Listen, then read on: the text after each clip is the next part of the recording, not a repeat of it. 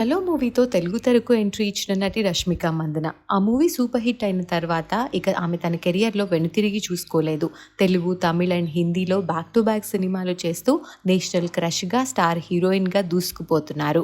రీసెంట్గా వరుస block buster hits ఆమె సొంతమని చెప్పాలి. అయితే రష్మిక ప్రముఖ హీరో అయిన విజయ్ దేవరకొండతో ప్రేమలో ఉన్నట్లు చాలా రోజులుగా వార్తలు వస్తున్నప్పటికీ ఆమె చిన్న చిన్న హింట్స్ అయితే ఇచ్చారు, కానీ అఫీషియల్గా వెల్లడించలేదు. అయితే రీసెంట్గా రష్మిక మందన ఇన్స్టాగ్రామ్లో dear diary by Rashmika Mandanna అంటూ ఒక కొత్త పేజ్ని స్టార్ట్ చేశారు.